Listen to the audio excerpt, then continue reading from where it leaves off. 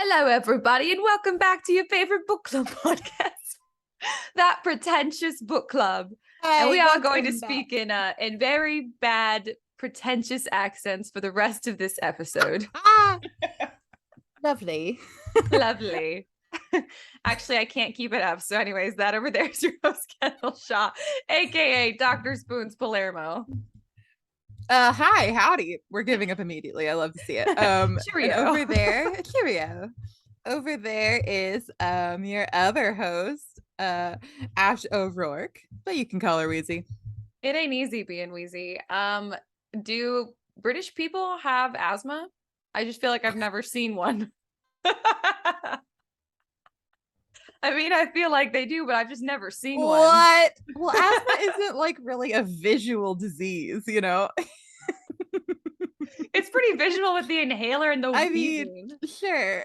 I think the media just hasn't portrayed it. I think the media just portrays British people as if they're more refined than the rest of us. Oh, I'm over here going, my God. British, I'm absolutely hey, if you're British and you have asthma, please let us know. Reach out if you've ever met a British person with asthma. Because I'm just going to choose to the bottom of this. I know.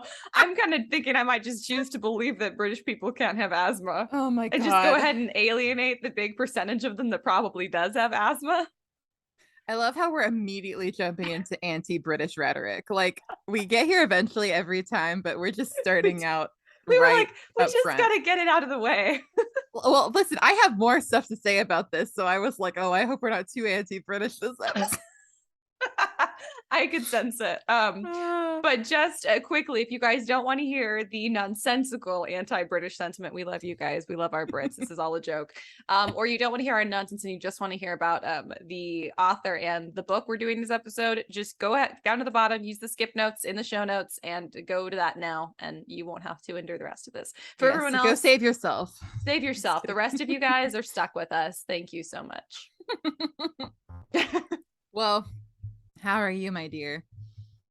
You know, I'm exhausted, but I'm good. We've had a just bananas, like since last week. It's just been a bananas week. And I don't think I've told you much about it because I was like waiting to tell you on the pod. But that's so funny. Like sometimes when big things happen to me, I wait to tell you because I'm like, oh, this would be good for the listeners. That is exactly what it's like. We get to tell all of our friends at once is what it feels like. That's so true. I'm like, okay, everyone needs to know about this. The whole club needs to hear. Exactly. So I'm going to tell you the whole club about my life updates. If you guys listen to the Scripturient Society, this might be a little repetitive and I'm sorry. Just go ahead and fast forward through me because on our sister podcast already talked about this a little bit. But basically last week we discovered we had a leak. And the leak had basically damaged the subfloor in our kitchen so badly that now we have like this, like our kitchen looks like a skate park, basically. The floor is so like divoted in like three spots. I can't believe it's that intense. It's really intense and awful. And so luckily, thank you God, the insurance adjuster came out and they said they're going to cover it. They haven't said how much they're going to cover of it. Or I mean, they haven't said how much they're going to, estimate for it. But they're going to call us this week and tell us, and then we can figure out how we're going to get it fixed. The plumbing, however, is not covered by our insurance. So we had to pay that out of pocket. And it was hefty. It was a hefty amount. Although really weirdly, the plumber who came over, he was from the same little bitty town of 2,000 people that we lived in Oregon for 7 years. Really? So weird. Yeah. And so I was like, so you went to that high school? And he was like, yeah. And I was like, do you know my sister? And he was like, no, but my sister knew her. And then like he looked it up just to make sure that he and my sister have like 5 mutual friends on Facebook. And I called my sister. I was like, Maddie, do you know his sister so-and-so? And she was like, oh yeah, absolutely. She tried out for the dance team. And I was like, what? This is insane. No one has ever heard of this town. It's so small. No one's ever heard of it. And there's 2,000 people total in this town. So it was super weird. I was like, this is very strange. But anyways, he was very nice and he fixed it. And it's not his fault that it was so expensive, but it was so expensive. And that sucks. Yeah. And basically, if you're not new here, I probably already talked about this, but my husband and my mom and I, we all bought this beautiful property like 6 months ago or so, and we bought it for the property. There's a house on it that I'm obviously in right now, and it's just very old and has a lot of problems, which we knew. So we thought, okay, in the next like 2 or 3 years, we'll just, be saving up, and then we will knock it down and just build, and just out of pocket build the new house, like a barn dominium, and we'll just do a lot of the work ourselves. But we thought we had like 2 to 3 years, basically because of all the damage to the subfloor in the kitchen and all the plumbing. The guy came out, and when he did the plumbing, he goes, you need to you need to replace all of the plumbing in your house. And we were like, absolutely not. So that on top of the floors, basically this house is not going to last like a whole nother year really, without just the problems being ridiculous. So our timeline of 2 to 3 years to build the new house has been moved up to approximately a year. So, oh God, Ash. yes. So I was like, oh my God. So Javi has decided he's going to go on orders again for about a year. So yeah, but luckily he'll get leave, so he'll get to come home some. But if we do, we're just going to try and save literally everything he makes. So we can start either we can like secure like financing for the other half of the house, or just pay that out of pocket and keep saving. And we're going to build the new house directly in front of this house, so we can keep living in this house while we're building that one, so we have like a little more cushion room. But yeah, so basically as soon as we we buy the floor plans, and we already know the ones we want, and be like $1,500, I think. And then so we have to save up for that first, and then we got to talk to a general contractor and see if we want to use them, in which case we have to like secure a bunch of stuff to see if we can get the VA loan, which is very unlikely because it's very hard to qualify for the VA loan. I know about that from my right, from your other job, realty job. Yeah, it's that difficult. is wild. We didn't see a lot of those, and they were hard to do. So like I never actually did one because they were kind of tough. They're so needlessly complicated. Senior people who did it. Yeah, and that's the probably the home buying ones. The construction loans are even worse. That's why very, very few people use the VA construction loan. But we're gonna apply for it and see. And we'll see. But basically, as soon as that's secured, hopefully in the next 6 months, then we're going to start pouring the foundation, getting the plumber in to go plumb it, because it has to be like plumbed before the foundation is put down. And then we're going to buy the barn dominium material and pay someone to come weld it together. And then pretty much from there on out, everything besides like the foundation, plumbing, electric, and welding, we're doing ourselves. Wow. So, yeah, that is crazy. I'll come help you guys build Thank it. you. I would love That'd to be do great. That. And you and I can paint, because apparently my mom hates painting and my husband hates painting. Yay! I like it too. So we'll paint your whole everything. House. Yay! We can paint together. It'll be good though. But I think we're gonna do like stained concrete floor, so we won't have to lay flooring. It'll just look really nice. And then we're also gonna do like poured concrete countertops, because they look nice and they're cheap. And they're sturdy. So that's the idea, is we're going with how can we spend the least amount of money for a house that will last as long as possible. You know, like we don't want to be cheap about it and have it, fall apart, or everything inside of it fall apart. But we're also like, how can we make this? We're going to make it like look really nice, but using materials that are probably not naturally the prettiest. But I think durable. There's ways to durable. We're going for durable and inexpensive. And then we'll just do what we can to make it pretty. Like you can stain concrete floors. You will make it pretty. Yeah, I know you will. With my sheer essence, we'll glorify it. I mean, literally walking into the house, it'll be like, oh my God. Everything will just spring to life and to be beautiful around me. It'll be like that transformation scene at the end of Beauty and the Beast, where like the whole castle gets pretty. It'll be exactly like that. And then it's going to be like the Barbie Rapunzel with all the different like dress changes, but because I'm going to suddenly have like a beautiful dress on or something. I'm going to suddenly turn into like cottage core queen walking into my barn dominion. Absolutely. You get a makeover too. Yeah, for sure. Yeah. The best part of any movie. If I don't get a makeover, I'm not doing it. Makeover contingent. Yeah, exactly. So I'm excited. So it's like everyone's been like, that I've told has been like, oh my God, are you so stressed? And I'm like, I mean, not really. Like I'm tired because I'm always tired.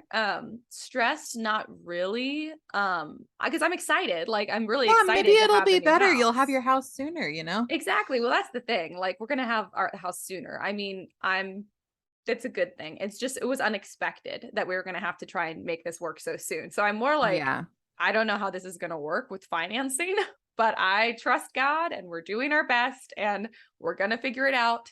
And as long as we can get down, like, you know, like the foundation and the outside of it, like we can add, you know, we can live on the inside of it unfinished. So, and just work over time. So I think we'll probably end up having to do that some. So I'm looking forward to it. I mean, I'm just so grateful we have the property and the opportunity to do that, that I feel like being stressed about it would just not, I mean, I'm just so grateful to have the opportunity to do it, even if it's, you know, years before we were ready to do it. We'll figure it out. But that's basically, that's been the week. And then of course, that's quite a development ideal in your life. Yeah, all of it is really. Yes. Wow, that's crazy. Yeah, I know. I miss him. I know. Yeah, I'm sad. Well, you'll just have to come out here and we can have like girly weeks and it'll be fun. Because fall is like basically, I'll be like, I'm about hobby to go who? put out my fall decoration. Yeah, no, legitimately, husband who? My wife who's here. I don't need my husband. I'll step in while he's, you know, that meme where it's like, like the stepdad meme. It's like, I stepped up or whatever. I don't know what it is. That'll be me, but like spouse wise. Oh, I love it. There's a bug. It looked like you were toasting to like a ghost. No, there's a bug. I'm like trying to get rid of it. Oh, I hate that. So sorry, interrupted. The buggies have been awful. No, you're good. That's pretty much it. And also Winnie ate 2 raw steaks off of the desk. He pulled off the grill. So that was really upsetting. Yeah. Was so upset. The boys came inside for like a second. They were waiting for the grill to get hot again or something. And they were in like a tray, like a kind of covered tray out there up on the grill side. And the dog, they were inside for 30 seconds. And Winnie was like, I wonder if I can pull this down and eat it. And he did. And you know how Javi holds a grudge. So Javi's so far from forgiving that dog. It was just yesterday. I was like, yeah, so they'll never get over this. I mean, that's probably was the most emotionally traumatic out of the whole week. That'll do it. Yeah. I mean, yeah, that'll do it. Winnie, so poor baby, he's so sweet. He's so sweet and so dumb. Like I came back in and I was like, that dog's not even sorry. And Caleb goes, yeah, he would have to have 2 brain cells to rub together to feel bad about that, and he doesn't. I was like, oh, bless his heart. Bless the sweet dummy. But it's true because he looks at you and there's like no awareness that he's done anything wrong. Like he's just he doesn't understand anything. So yeah. So that's pretty much been the insanity of my week. So it's like, it's good stuff. It was just so much I mean, the house breaking was not good and that was expensive and upsetting, but everything else is good stuff. It was just unexpected stuff, but that's life. Such is my life. I feel like this is very on par for me. But anyways, how has your week been? Not so eventful as that. Although I guess it was kind of eventful. I saw some friends this week. That was good. And then Friday was my last day at my candle job. So that's kind of a big deal. That is a big deal. You've been there for a while. It's been like pretty much exactly 2 years. That's like to the day. Mm-hmm. So, but everyone was so sweet to me. I don't think I'll ever listen to this, but if you are ever listening, Ryan, Christine, Jess, Lisa, I love you guys. Everyone was so sweet. I got presents. My boss made me a cup of tea and like gave me a hug and all that. So it was very nice. She's actually given me very nice presents over the years. I'm like, what the heck? Like, I feel like bosses don't normally give you nice presents. No, that's so nice. I got very invited to like a holiday party in California, and I was like, that is so sweet. I will not be attending, but thank you. Yeah, I'm just gonna hop on a plane to go to a holiday party. Like, no thanks. They're like, we got the premium liquor thing at Topgolf, and I was like, that's so nice. They wanted you to fly to California to go to Topgolf. Yeah, it was so sweet, but I was like, I'm not very kind, but I'm not invited. Yeah, we'll go to Topgolf together this Christmas season. Sounds good to me. I've never been. Everyone has been but me, so it's fun. It's a fun time. Well, if there's alcohol there, I'll go. Yeah, I don't know if we can get the premium liquor, whatever, but I'll still drink something. Yeah, margarita, and I'll watch other people golf. Yeah, there you go. Mm-hmm. Other than that, I helped a friend move yesterday. That Aw. was actually not too bad. And then, oh my gosh, and then the rest of the day I spent hanging out with my grandma. Shout out to my Aw. grandma. Sometimes she listens. So anyway, I love her. Oh, It was which so one? fun. We had a great time. Sue, Hi, Sue. my mom's mom. Mhm. So yeah, we like went to Joann's and they were having a huge sale. So I got some fabric. Nice. Oh, Yeah, that's it was fun. exciting. Oh, That's and she fun. bought me a sewing machine like wheelie case, which is so nice. Oh, that is Um, nice. yeah, so now it won't just be on our kitchen table for Haley to be like annoyed about. Oh, that's so funny. Mine is Yeah. my sewing machine. I don't sew nearly as much as I want to, and part of it is because fabric, and part of it is because, well, a large part of it is because sewing machine is under a bunch of stuff in the guest room closet, Yeah. and I'd have to go dig it out. But if I leave it out somewhere, then yeah, it just takes up like a ton of like valuable table space. Yes, it's Yeah. like you almost like need your its own table for it, It you does. know. This is why sewing tables should have never disappeared. Those should have never gone out of style. Yeah, I like I wouldn't even have enough space for one if I tried, but Yeah. I wish I did. So yeah, pretty normal and good over here. Nice. I am I have thoughts about the book today, for Oh, sure. goody. Me Many too. thoughts. Oh We'll see man. where we land. I'm curious because I feel like I have complicated thoughts and I feel like yours are probably pretty cut and dry. You're correct. So I was we'll like, see mine how it aren't goes. complicated. Oh, that's funny. Well, I guess should we get into it? Sure, let's do it. All right, we're so ahead of things. Um, Well, this is this making up for last week when it took us 40 minutes to talk about Brooklyn. I really enjoyed that episode. I thought it was great. But yeah, we did a I long had one, a so fun now we'll do a time. shorter one. Yeah. Oh, I know Yeah. you had a fun time. I also had a fun time. You're like, oh, bitch, I know.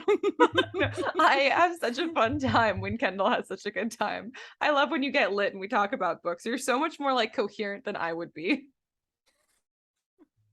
Oh, God. Good. Uh, Anyways, this oh, I should episode. mention, I guess, in that vein, that I am back with my boyfriend, Captain Morgan, because of course I have to drink rum for our Treasure Island Oh, you're episode. right. Dang it. Sorry. I think I have some of your boyfriend's rum that you left here at some point, or like at the last apartment and you just left it. I'm pretty sure it's in the back of my liquor cabinet. I should have gotten it out. Yeah. Well, anyway, just wanted to let everyone know if I Well, sound crazy, that's because I'm hanging out with my boyfriend and well, because tell it's your pirate boyfriend hi for episode. me. Okay, he says hi. He says, I hear you have some He of my says, drink. he says, yo ho, me hearty. I'm a pirate guy. Oh, what a sweet talker. What if Long John Silver talked like that? I'm a pirate guy and my I'm a name is pirate. Long I John think Silver. I would have liked the book more, I think.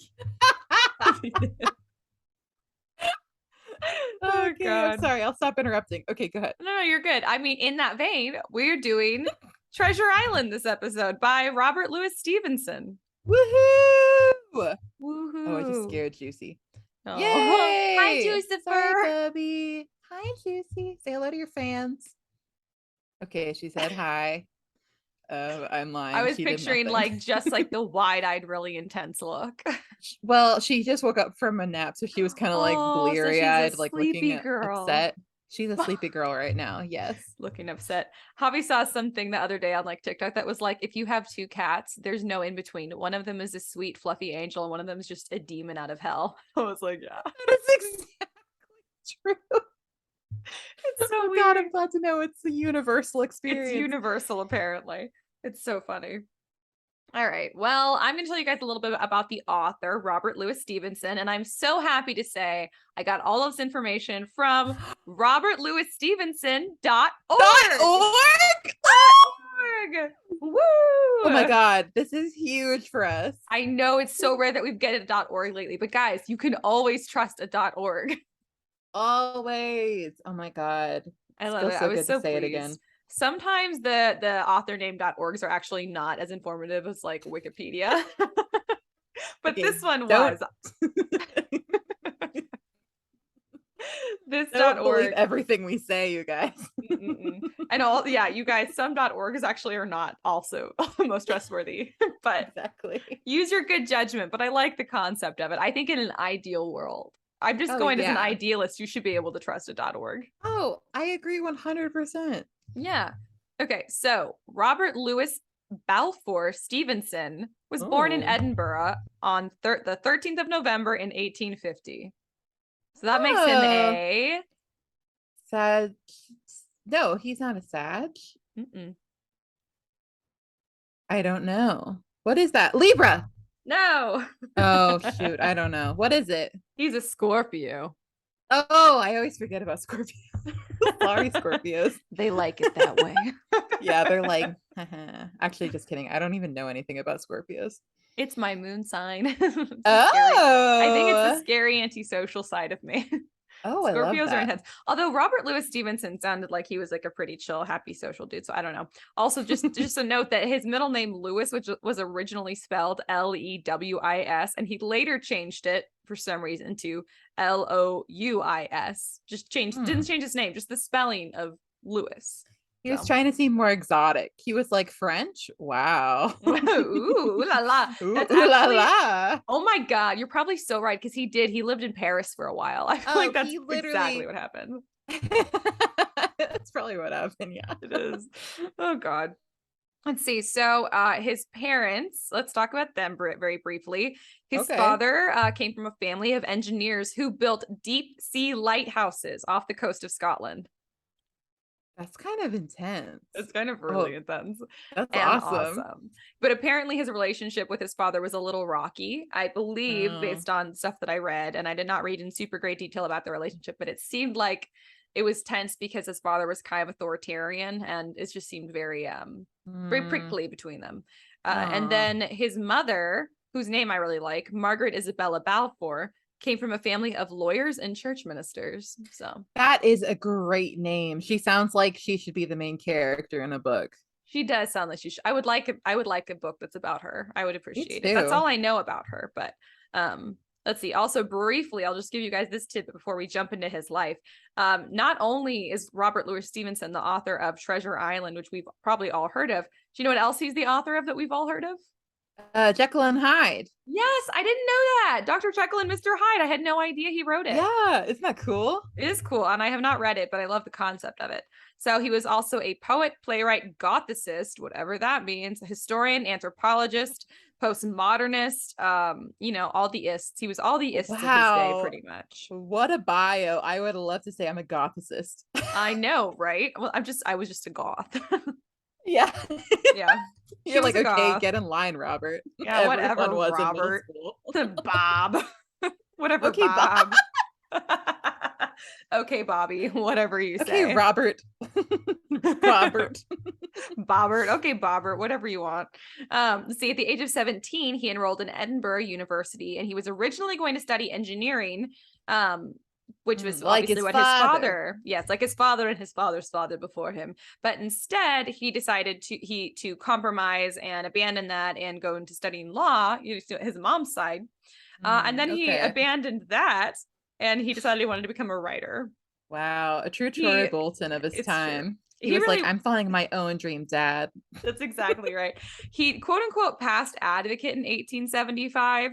I don't know what that means, but I think it means he passed like his law degree to some degree. He got his degree is kind of what it sounds like. But he did not want to practice. So he was never a practicing lawyer. So like imagine going to law school and then being like, actually, no, thanks. Like these days, oof, that's rough. Just a real so Nick much Miller. Money. He's a real Nick Miller, except oh my God, Nick Miller. Yeah, except I listen, this is another one of those things where I'm like, because I didn't love the book, it made me go, I don't really like you as a person, author. You're projecting again. You're H.G. Wells all over again. H.G. Wells. Yes. H.G. Wells is pretentious, and I have reasons for that to back that up. I don't like that man. He's obnoxious. Yeah. Guys, go listen to that episode and see if you agree with her. Yeah. Anyone, please agree with me on that one. I've always felt like I would have vibed with Robert, but I don't know all of the drama yet. No, he honestly seems like a pretty cheerful, happy person. He does not at all seem like a Scorpio. He really does not seem like a Scorpio in his life. He's probably very chill. I think a big part of it is also he's got a mustache. I saw it in his picture and I was like, makes me inherently distrust you. Although I like that. So I'll probably, then you're going to like this news. What I should have said is a way bigger deal than my house falling down and having to rebuild my house. Javi's growing a mustache. So Top Gun Maverick got to him too. Yes. He watched it. He immediately, he bought it, he watched it, and he immediately was like, time to watch it again. And I was like, what are you doing? And then I wore my mom's sunglasses, which happened to be aviators. And he's like, are those aviators? And I was like, I guess so. I can't find my sunglasses. So I borrowed mom's and he's like, give me those. And we were in the car and he puts them on and he keeps like looking at himself in the mirror. And I'm just like, you are the worst. That's really funny. Yeah. Top Gun Maverick like did something to men, It really did. Every man was like, okay, this is what I have to do. It's like when we watch like Little Women or something and we're like, oh, I would love to be Joe March, or like I would love to be Elizabeth Bennet. They're all like, I have to be in Top Gun. Like I have to do it. Yeah, wow. That's exactly right. Every single one of them. It's the weirdest thing. They're so like motivated. So into it. You know what? So good for them. I'm glad people are having fun. I think it's adorable. It's just so cute. But anyways, you never tell Javi, but I actually think it doesn't look that bad. But I can't tell him I won't tell your husband that you think he's cute. I'll never say that. Yeah, he can't know that I find him attractive. Ew, absolutely not. Ew. God, you have a crush on your husband? That's so embarrassing. I know. Nobody tell him, you guys. It's a secret. God, you guys. Oh, shut up. Okay, don't do this to her. Nobody say anything. Yeah, but anyways, so just very quickly, I'm gonna riff on Javi's mustache a little bit more, actually, because so when the light hits it, dude, he's got red hair. And his mustache, really? Like straight, like red hair. I'm like, does this mean there's like a 2% chance we could have a child with red hair? Because that would be awesome. Oh my God. Yeah. Anyways. This is so exciting. It's just very exciting. O'Rourke is going to have red hair. Aeschylus Dragonslayer O'Rourke is going to be a redhead. And he's gonna, at that name like that, he's going to rule the world with red hair and a name like that. Oh, yeah. He's going far. And that's main character energy. Main characters have red hair a lot. Yes, they do. Like that is it. Yes, that's why I dye my hair red. Exactly. That's exactly why. The main character energy. God.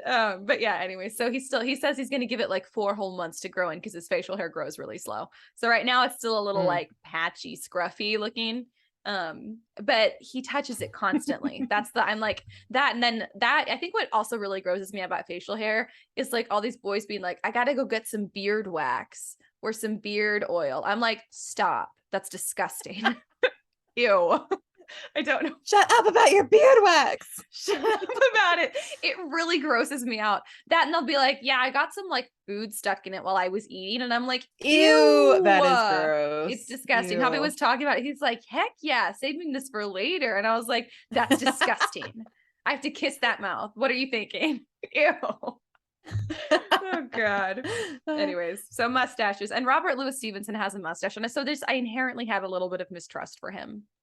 And I can't justify it, but I'll find a way to justify it. I always do. Good. Okay. So when he was on summer break from university, basically, he went to France with a bunch of other young artists and writers and painters. So shock, whatever. And he published his first work of essays it was an essay called Roads. And his first published volumes were works of travel writing. So he traveled a lot, and it really influenced a lot of his writing, which is really obvious even in the book Treasure Island, because it's all, So he was definitely like an travel book. Yeah. He met his future wife, Fanny, in Paris. In a riverside village southeast of Paris, which is adorable. And just like straight like rom-com of like 1876. Aww. Mm-hmm. He was 25 at the time, and she was 36. Oh, okay. Mm-hmm. Yes. So this is a little sketch. Maybe this is why. This and the mustache. She was still married at the time, but she was separated. Oh, okay. From her husband and 2 children, basically. So separated from her husband and with 2 children. I don't know if the 2 children were with her in Paris or back in America, but I thought they were in America based on like the way the bio was written. She's American? So I don't know. She's an independent American, quote unquote, new woman is how it reads. Oh, Separated a from her new husband woman. and with 2 children. So, I wonder what happened.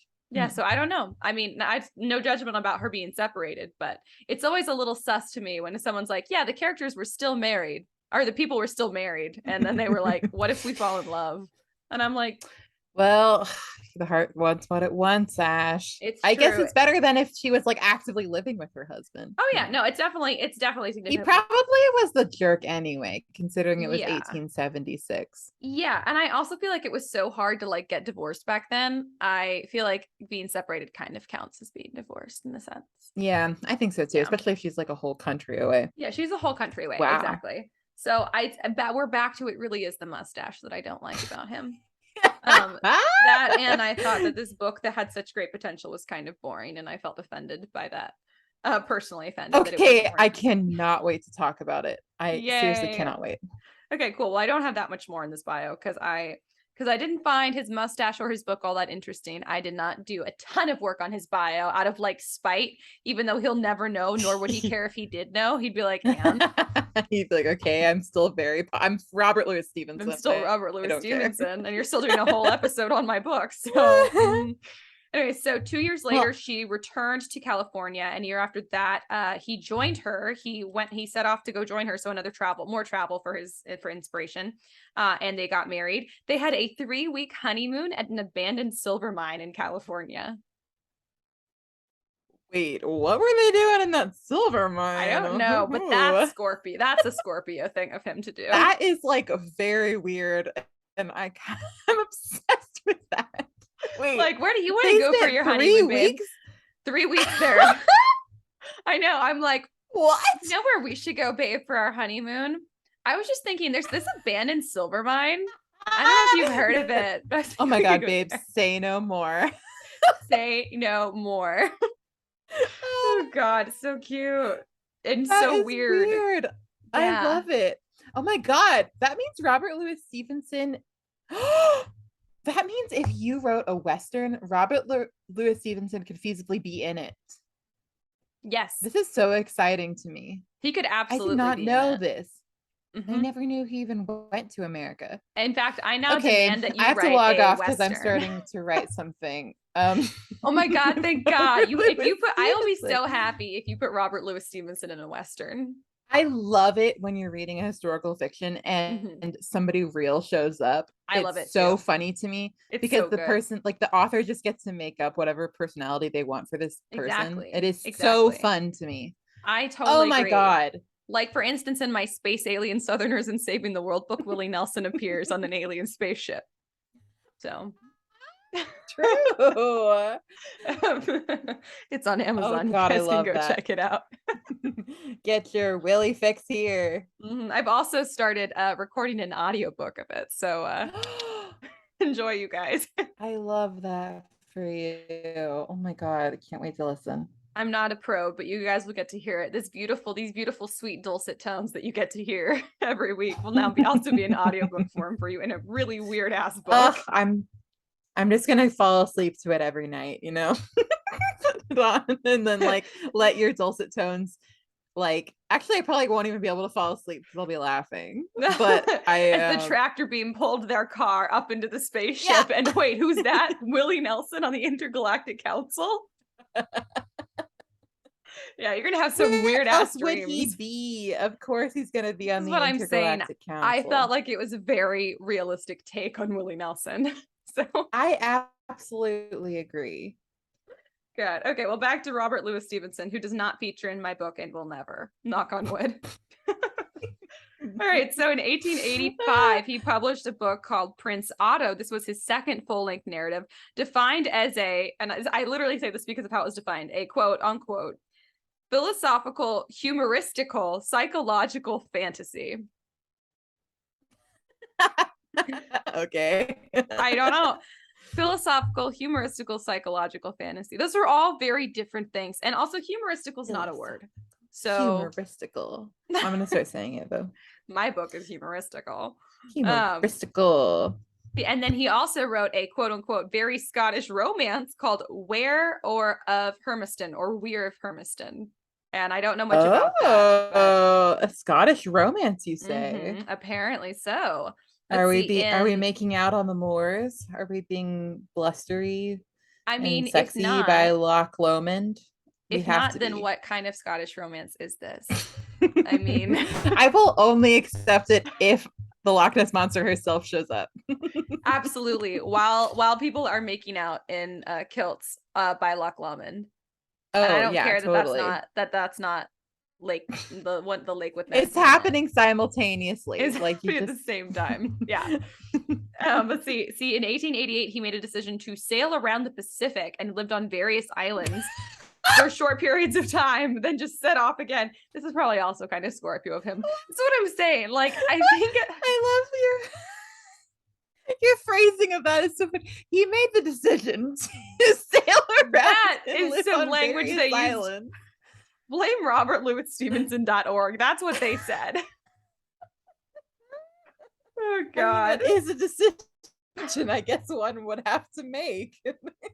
No, one wouldn't have to make it, but he did. One would not You're have choosing to make not that to do it, decision. you know? Yeah, I'm making the decision to not travel to sail the Pacific and live on random islands that I just come across. God. I don't know what your problem is. I'm falling more in love with him every second. I think I just feel like I wouldn't want him to be at my dinner party. I just feel like he would be like the most like insufferable person to have at a dinner. He's like, did I tell you guys about the time I set sail around the Pacific.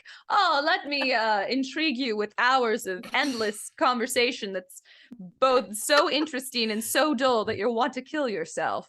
Like, yeah, it is kind of like who, like there's no reason to have your honeymoon in an abandoned silver mine for 3 weeks unless you're just doing it to tell people about it later. You know that's what I mean? I think that's what Robert Louis Stevenson, I think that's what his life He's performative. feels like.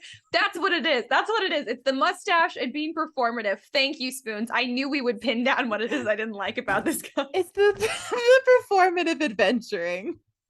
Yeah, it's the performative adventuring. This is the thing. I'm never going to dislike someone without any reason. Will I dislike them without a good reason? Absolutely. But there's always a reason. All right. Oh anyways, my God. Let's see what else this performative adventurer did.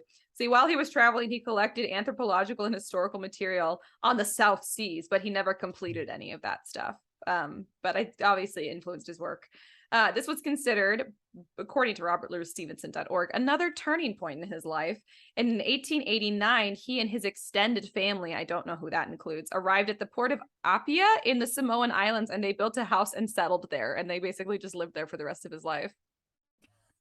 Okay. This is what I'm saying about this guy. I'm just like, I don't know about you, man. He'll just do anything. He'll just do anything. I do respect that, actually. Like, he's like, sure, I'll do it. I don't care. I think I'm also like, I don't like you because of how much opportunity you have. Like, I am jealous, and so I'm just gonna choose to dislike you. It's like mad at his privileged ass. You're like, okay, Robert, like shut up. Not all of us can settle on a Samoan island, okay? God. Not all of us can be writers for a living. Not all of us can afford to get a law degree and then just decide we don't want to use it. I don't really feel I think I'll travel to Paris with some artists. And then go on a honeymoon in an abandoned silver mine in America. And then perhaps I'll sail the Pacific. And then I will settle on a Samoan island. This is what he did. He sounds like a manic pixie dream girl, honestly. He's a manic pixie dream girl. If Robert Louis Stevenson had a freaking Instagram, I would freaking lose it. I would lose my freaking mind. I'd be so mad all the time. Ooh, it would be quite the Instagram. It would be so annoying. You'd just be so annoyed every time you saw a picture of him because he'd be like on some beach somewhere and you're like, what the hell? Like, how come that's not me? Yeah, I would be so mad. I would be like, shut up. When do you have to work? Why aren't you suffering like the rest of us? Like, I'd be so angry. You're like, how did you even get access to an abandoned silver mine? Yeah, exactly. God. Anyway, so that's what it all comes down to for me with this guy. Let's see. The novel he was working on when he died was the romance, The Weir of Hermiston. It was published, but it was incomplete when it was published. It was published posthumously in 1896 because he had died while writing it. So I'm curious how he wanted it to end and how it actually does end. It almost makes me want to read it. That is always interesting to me. If it's as dull as this book was to me, I don't want to read it. So I wonder how she felt about this book. Let's see. It was set in Scotland in the not too distant past and has sometimes been praised as his greatest masterpiece. So really, apparently. Wow, that's a lot coming from the guy who wrote 2 very famous books. I know. I'm like, what would have happened if he finished The Weir of Hermiston or Weir? All the Scots are like, you are not pronouncing that correctly. I'm sorry. I don't know what to tell you. Sorry, Scotland. Y'all pronounce stuff so weird. Like, you do. I love you guys, it. but what is going on? You know you do. Yeah, it's true. Let's see. So 2 years before that was published posthumously after his death, he died in 1894 in December. And this is the thing about him. Oh my God, he was performative up until his burial. Okay, he had already decided how and where he wanted to be buried and what he wanted on his tombstone. He wanted to be buried at the top of Mount Vea, above his home on Samoa. And he on his tombstone had requested that part of his own short poem Requiem was etched in there. And so on this tombstone, on this mountain over his home in Samoa, is inscribed, "Under the wide and starry sky, dig the grave and let me lie." So, I mean, that seems perfectly average for a poem. I'm like, yeah, okay, it rhymes. Yeah, that's exactly what I thought when I read it too. But like performative to the end, he's like, I'm gonna make my ending poetic as well. He's like, watch, my death is gonna be so good, you guys. That's exactly right. He would be like, I feel like so aesthetic. Exactly. I feel like he'd be like insta posting from his deathbed, like deciding when I'm gonna inscribe on my tomb today, you guys. Oh God. Oh, that's funny. And that's all I've got on Robert Louis Stephenson. Wow. Thank the Lord. Great job. Love you. I did not know any of that, so that was exciting for me. Although I guess I probably should, because I went to what was it called? The Writers Museum or something in Edinburgh. And there's like, it's a lot of it is Robert Louis Stephenson. So I was super excited to go. But it's like very cool because it's like right near Edinburgh Castle. And it's like in a super old building, and like everything there is so old. Like it is crazy how old. Anyway, so we had a fun time in there. So I'm sure I learned some of that, but I forgot it, I guess. But nice.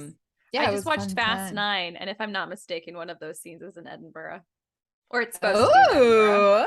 Fast 9 was delightful, by the way. When that movie started, this is off topic, and I do not care if you know about my love for Fast and Furious. This is not a surprise. He loves Fast and Furious. I do. We started the movie, and I said, what did I say? Something about, if a car does not go into space in this movie, I'm gonna lose my shit. And there was something else too that I said that was really insane and random, and I forget what it was. Spoiler alert, you guys. Spoiler alerts for F9. A car does go to space. Ludacris goes to space. I was so excited about that. I was like, what the hell? And then I wish I could remember. I'll have to try and think about it like really hard to remember what the other thing was, but it was so funny because it was something completely random. I said, if this doesn't happen, I'm gonna be so mad. And then it happened, and it was so random. I was like, this is everything I wanted it to be. So, and then I was like, this is the last one, right?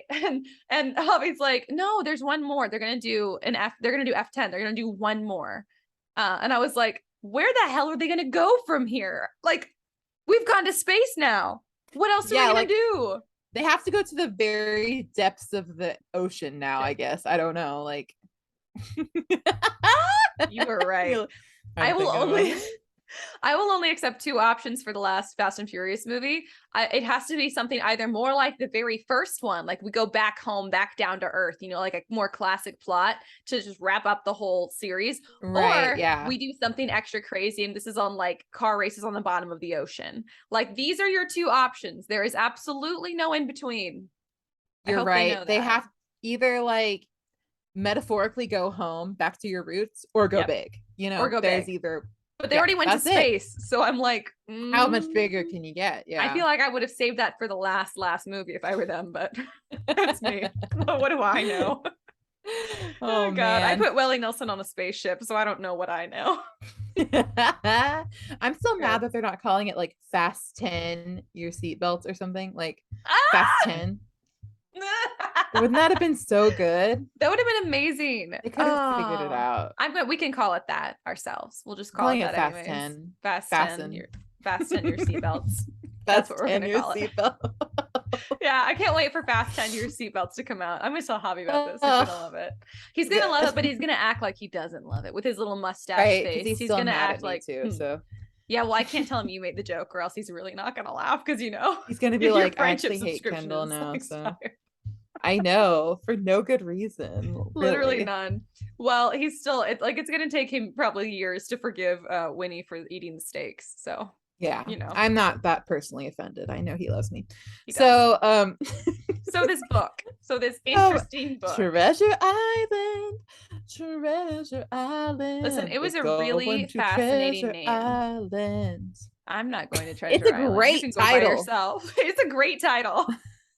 It really good title. That line from Shakespeare in Love. Great title. Yes. Okay, so I guess I'll talk about Treasure Island. But first, let me show you my copy because it's beautiful. You do have I have like multiple copies of this book because I collect them because I think that they're fun. Look at this. Isn't it great? It is really nice. It's is that so the one that nice. has the pictures in it? Or it has pictures in it. It is beautiful.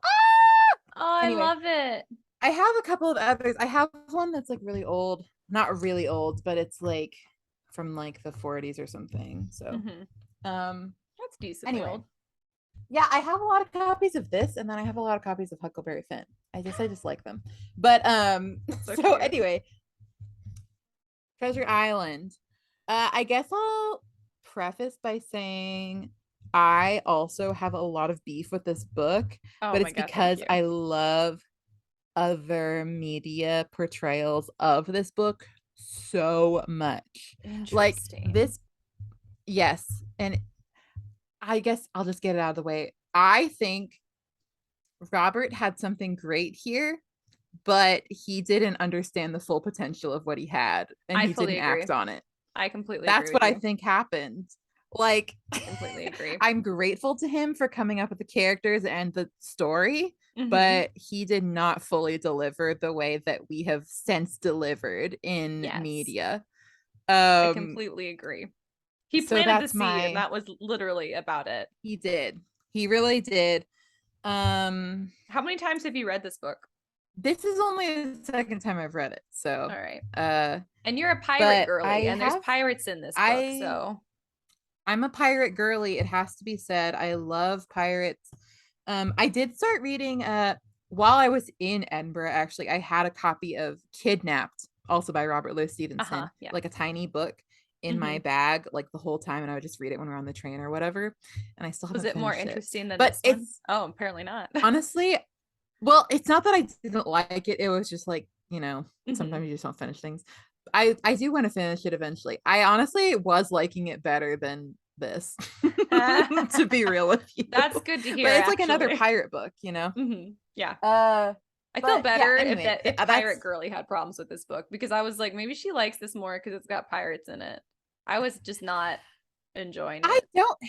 I don't hate it. I just have like some critiques. I really did. So basically, I had a really hard time finishing this book.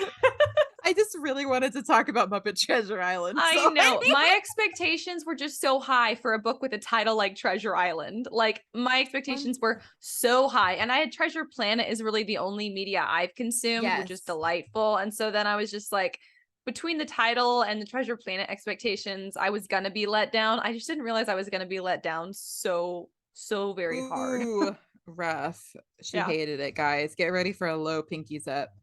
So I guess I'll say the 3 media adaptations that I have in my brain are Muppet Treasure Island, Treasure Planet, and Treasure Island. Oh no, 4. Sorry, 4.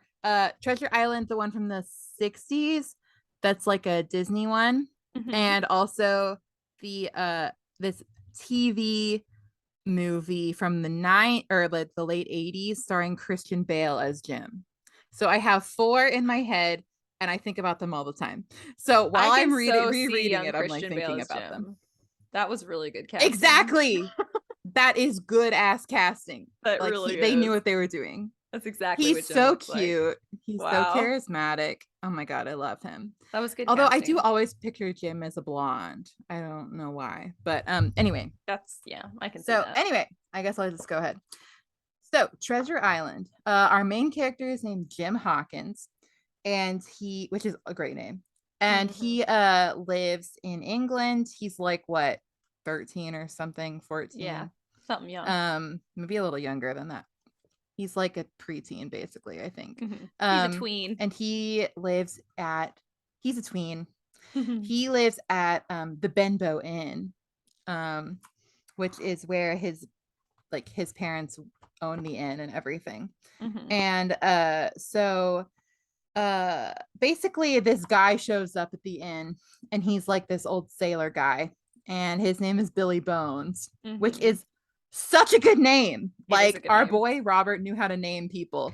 He knew how to name books. He knew how to name people. If only he knew how to write. Oh my God, Ash just called out Robert Louis Stevenson. Sorry, Bobby. So sorry, not sorry, Bobby.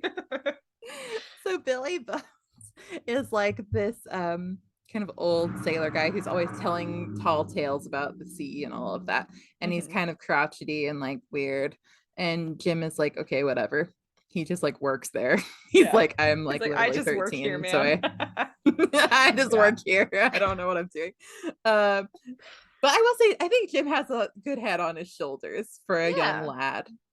He's a strapping young lad, you know. For a young lad. He's a great protagonist, I think. Yeah, a young lad. So anyway, Billy Bones ends up getting into like some weird shit because this guy comes, Blind Pew, also an incredible name. And basically they give Billy the black spot, which is like, for guilty those who verdict. Don't know. Yeah. Yes. It's basically like pirates saying like, you're gonna get killed for shit. So you're dead. We've passed judgment and you're dead. And so Billy Bones ends up dying though before they can come kill him. Yep. And so then, also Jim's dad has already died, but whatever. I'll get into that later because I have thoughts on Jim's dad. Ooh. Yes. So Jim and his mom are like, what the hell? He just died and left us without paying any of the tab. So his mom is like, okay, let's go see like if we can get the balance out of his stuff. And so they're going up to like they open his treasure, like his chest basically that he carries around with him. Not a treasure chest, but a chest. And they're like trying to count the money, but they come across like a bunch of stuff, and including this like treasure map basically. And so Jim pockets that and they get some money while all of the pirates come back to try and kill him. And so then they have to escape the inn really quick, and the pirates just destroy the inn. They're like looking for Billy Bones, who's dead. They're looking for the map then, because what they really want is the map. And so Jim and his mom are like hiding, but then help comes and the pirates end up leaving. And so Jim takes the map to two guys who like live in the town, and it's basically they live like kind of close to Bristol, but it's like kind of in the country, I think. So Squire Trelawney and Dr. Livesey are these two guys, and Dr. Livesey had been coming over a lot to like help Jim's dad and stuff. And I'm just gonna say it right now, I think Dr. Livesey is hot. You know what? Robert I think you're right. Wrote him as hot. I think you're correct. Why is it there's so many doctors, just like random kind of doctor characters in books that are just like everyone's like, we know that's the hot guy. The doctor is the hot guy. Yeah. I think that I might be projecting, because to me, I just keep thinking about Dr. Warren from Johnny Tremaine and from American History, who I also think is hot. So for me, they like kind of the same. I don't know. It's very possible. Whatever. What is so Squire, just very quickly, I think Squire has strong Don Quixote vibes. I really do. I think so too. He's my kind first of an idiot. He's kind of an idiot, and he's like, but he's like a very blustery, we're gonna like, go I'm off an on an adventure. Yeah, and I'm like, do you have any adventuring experience, sir? Like, your resume looks just like Don Quixote's. Like, you guys have a problem. This is not gonna go well for you. So true. And the thing that I was annoyed about is that like by all accounts, like, I mean, Jim, even though he is like 14, he is the one who found the map. Billy Bones was staying at his family's inn. And so he immediately is like, oh, I have to take this to the squire, because British society is so weird that they're like, okay, this one guy who was born into nobility is now in charge of all the shit that happens in this town. So our boy Jim is so brainwashed that he's like, oh, I have to take it to this one guy, even though this one guy is stupid as fuck. Sorry, he does not know anything. Yeah, that's okay.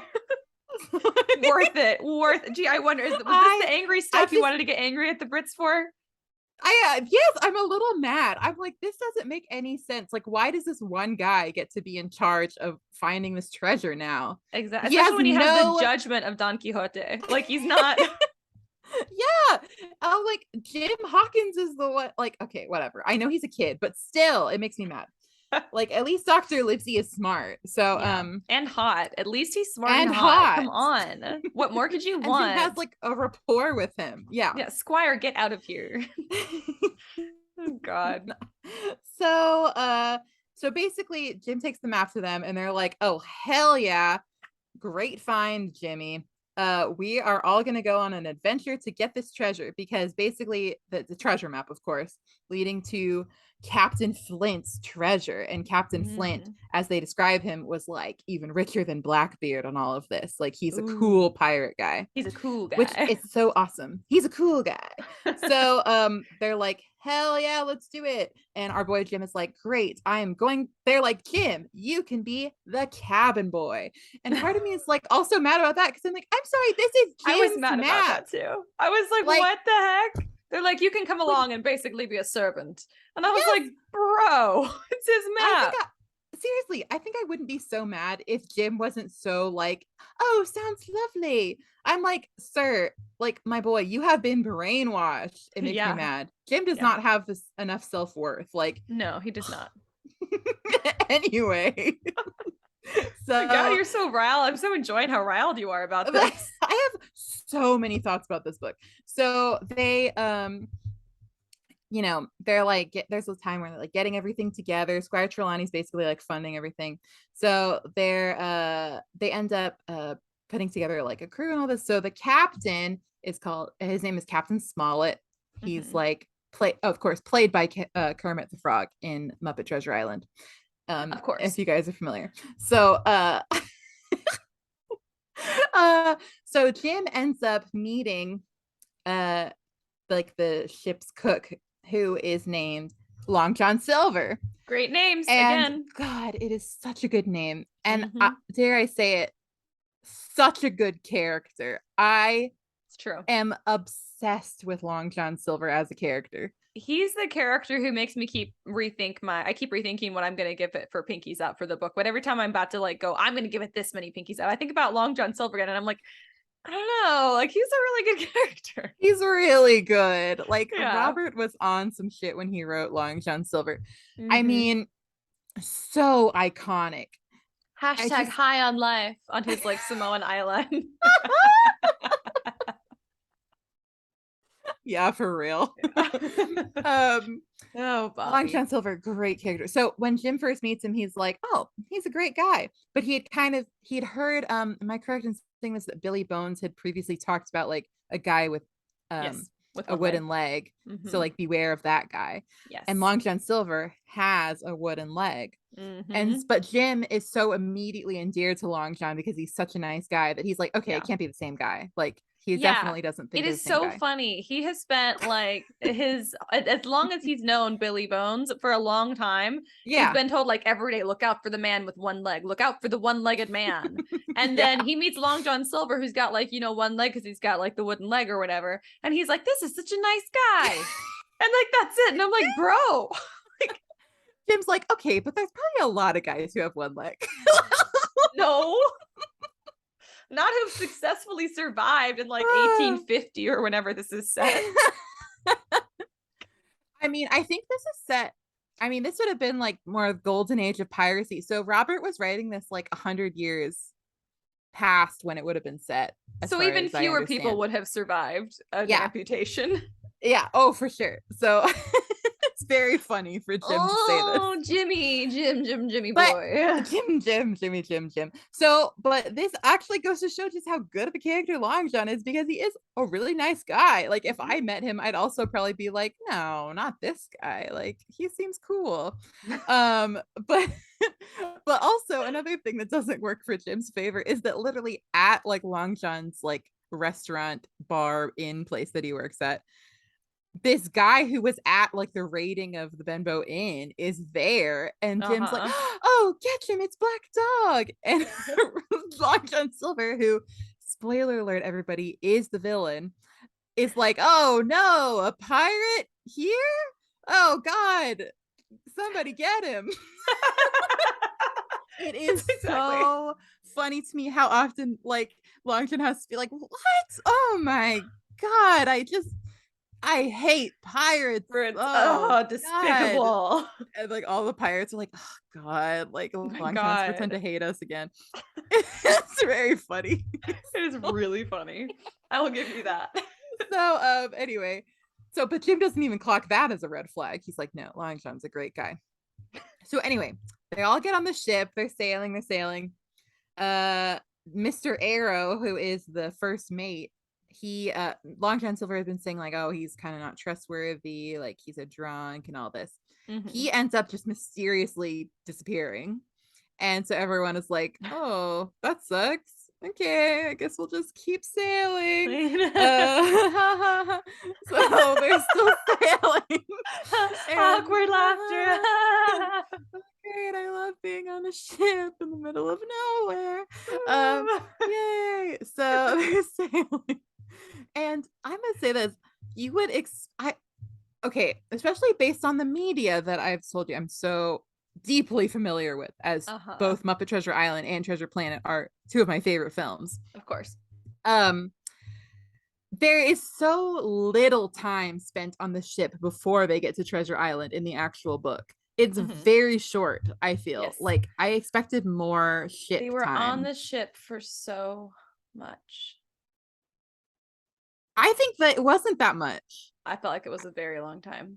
I get okay. I guess maybe I just am so used to like most of the movie being set on the ship that I'm like, why is only like a fourth of this book is on the ship? Like, it didn't feel very long to me. I just think I kept expecting the book to end. That's true, I guess, because I kind of just straight tuned out about they've been on the boat forever. Forever they were on the ship, and at some point I was just like, I don't even care anymore. I don't even care. And I was just like kept listening to the audiobook, and I was like, oh, I mean, it's true. They were on the island a lot too, though, because I do remember thinking, oh my God, they're still on the island. I was like, when is this book gonna end? There's just so much. I mean, I know it's called Treasure Island, but to me, like, this goes back to one of my deepest problems with the book, which I haven't gotten to yet, but I guess I'll mention now. I truly believe that the media portrayals of this book, which include like, I think even the 60s one, but especially Treasure Planet and Muppet Treasure Island, do such a better job of like giving Jim motivation as a main character. Because in this book, he's kind of just along for the ride. He's like, oh, I just happened to find this map. And then they're like, Jim, come along with us. And he's like, okay, great. I have no stakes in it whatsoever. He's like, I'm just a little sailor boy from England. Yeah. Robert was like, who do I relate to the most? How about the main character who just does shit for just because it sounds like an adventure? He's like, sure, I'll do it. But like so here's, and this is where I'm going to boil it down to one sentence, basically. Jim Hawkins should have had more daddy issues. And that is because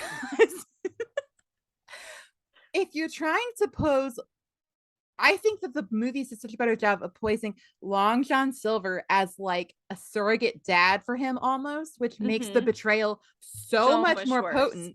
So like, instead, in this book, whenever he finds out that Long John Silver is like going to betray everybody, he's just like, oh, his primary emotion is like anger that like how dare this guy do this to us, Mm-hmm. rather than like deep upset and like betrayal, which I think is so much better, because then he's like a conflicted main character for the rest of the time, because he's kind of conflicted between like, I know these are the good guys, but also Long John was a good guy to me, like personally. It's like, that is so much more interesting.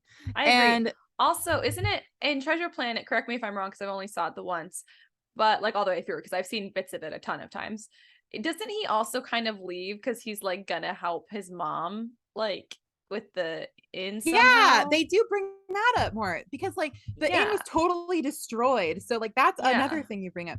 They don't really talk about that in the book, but I'm like, okay, if he gets like, I this always money, thought that was motivating for him, because he's like, if I get this money I can help my mom and like prepare our family inn or whatever, right?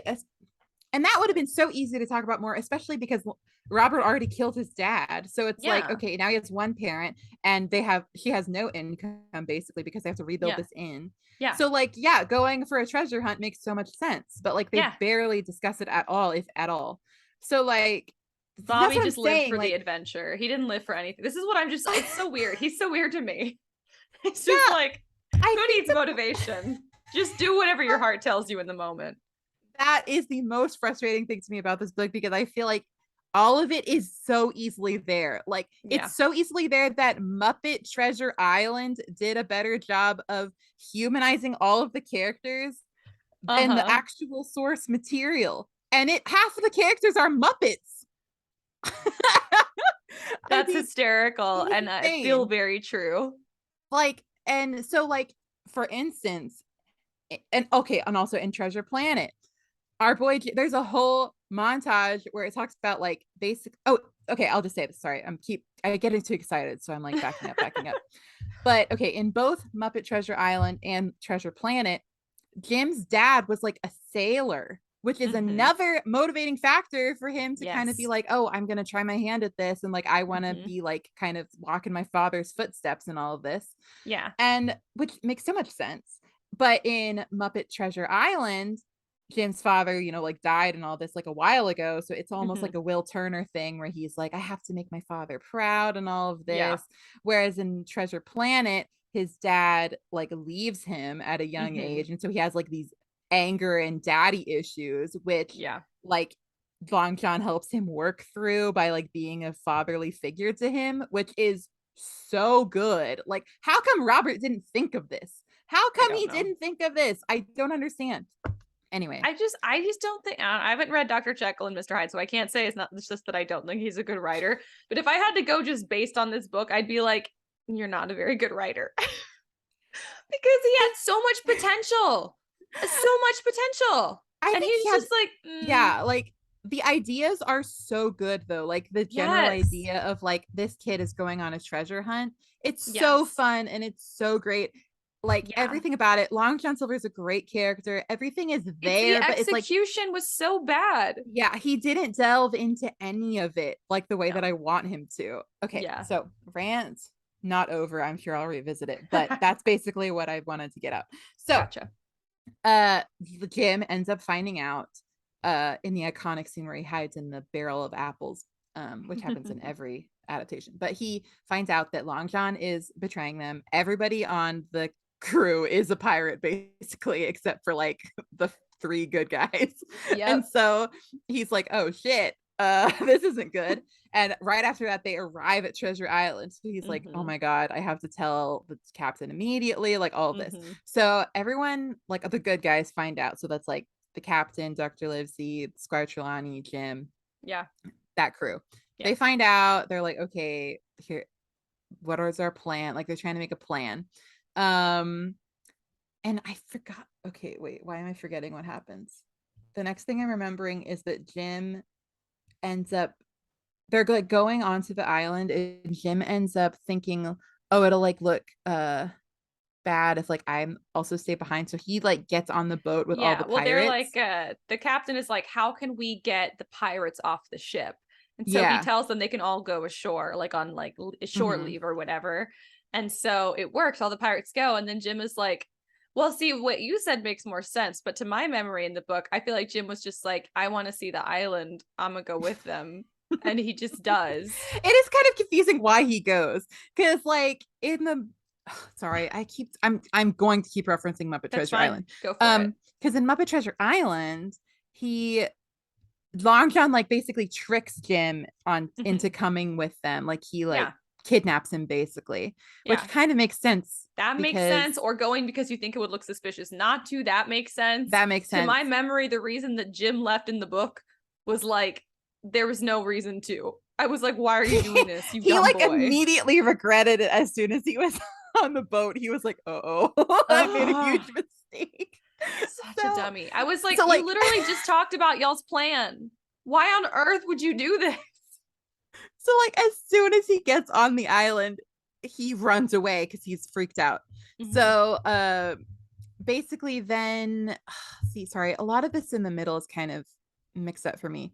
And monotonous. But yeah, well, I don't like super love the middle, but basically what ends up happening is that everybody's on the island and they're kind of having like a battle basically. So like we have like two sides, you know, the pirates and then like the British guys. And that's another thing that makes me so okay, sorry. I'll talk about it later. I'll talk about this at the end. But so you know, there's lots of like some people die and all of this. Yeah, Long John Silver's out there murdering people. He literally murders a guy. It. Yeah, he literally murders a guy. Okay, yeah. I do like that scene. I'll mention that. Yeah, I remember that scene, so I must have enjoyed it more than the other scenes that I don't remember. Yeah, because I think it's kind of like, I mean, that one must have been pretty traumatic, but yeah, he because Jim does mention like he's never really seen anybody like get killed before. So yeah. I mean, I guess he had at the Benbow, but it's like different. So Long John basically, and again, we like, didn't even get like, yeah, he murders him, and Jim's right there and sees it happen, and then Jim is just like, I've never seen someone killed before, and that's like essentially all of the emotional processing that we get from Jim, and I'm like, you're like a tween.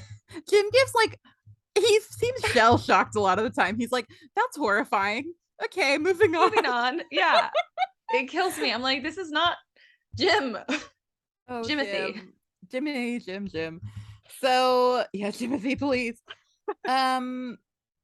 Sorry, I'm trying to figure out. Basically, there's a lot of back and forth. They try and have like a truce. It kind of doesn't work. Long John gets like mad at them again, and then Jim decides that Jim meets a guy who lives on the island whose name is Ben Gunn. Ben is he was marooned on the island by Captain Flint. So he's been there for 3 years. Yeah. 3 years. He is just like kind of gone crazy. And my favorite thing about Ben is that he just really wants cheese, like so bad. He keeps talking about how much he wants to eat cheese. Same, bro. I know, it's like so relatable. If I was on an island for 3 years, it's like, where's the cheese? Please, God. I enjoyed this character too a lot. And this is when I really thought, looking at my audiobook, I was like, okay, we've got to be like really close to the end now. I guess because what you said before is true. Like usually like the other adaptations we see, it's most of the time on the boat and a little bit on the island. And by the time we meet Ben, I was like, they've already been on the island enough that I was like, we're almost done now, right? And then I looked down and it said like 55%. And I was like, what? I feel like they usually meet Ben in the movies like later on because he kind of is like for the end of it. Yeah, it's like a whole thing. Yeah, it was it was like halfway through the book we meet him. And I was like, I am so upset about this. While we're talking about Ben, can I just briefly mention that I think both Muppet Treasure Island and Treasure Planet handled the Ben situation very in interesting ways, because in Treasure Planet he's played by Martin Short, and he is a robot who Captain Flint like basically accidentally left behind. So he has like the memory of like where the treasure is. Like he's the only one who can lead them to the treasure, but he's like this robot guy. It's very fun. But anyway, in Muppet Treasure Island, I am completely obsessed with the way that the Muppets were like, how do we make it so that Treasure Island fits with our Muppet characters? And there are like no women in this book except for Jim's mom. Yeah. But that did not stop them. They were like, Ben Gunn, no, her name is Benjamina and she's Miss Piggy. And she's Captain Smollett's long lost love. What? This is amazing. I haven't seen the Muppet Treasure Island, but it that sounds is amazing. so inspired. I'm like, how come? Oh my God. It's just like the smartest thing they could have possibly done. It really is so good. Benjamina. Oh, I love it. Crazy and so fun. Oh my God, I love her.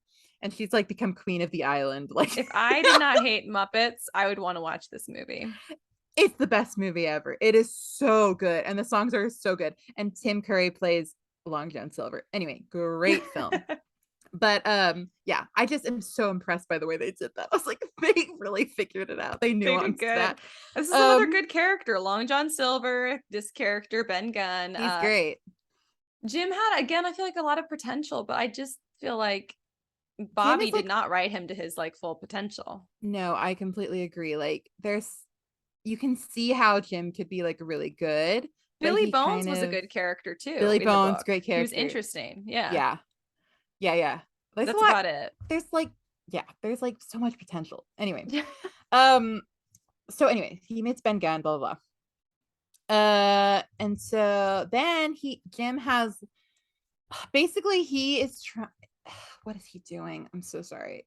No, you're good. He ends up going back to the Hispaniola, which is the name of the ship, because he's trying to figure out like what the pirates are up to, basically. And Israel Hands, who is I love Israel Hands, also a great character and a great name, but he's actually named after a real guy who worked with Blackbeard. Anyway, yeah, fascinating. That's funny, and I really like that name. Yeah, it's such a good name. It is. So Israel Hands is like kind of this, he seems like a bad guy the whole time. So he is part of the pirate crew, and he and this other guy are like staying with the Hispaniola, and Jim sneaks on board and basically is like, I'm taking over the ship now, blah blah blah, because he's trying to like, obviously get the ship back. But Israel Hands and Jim end up having this like crazy fight, basically. Where also Israel killed the other watchman, right? Because he was drunk. He was like drunk and killed the other guy or something. I think he did. Yeah. So like it was like this whole thing. So this man's already a murderer, and Jim, this little tween, is like, I bet I can take him. I do admire his confidence. Yeah. So he's bold. I'll give him that.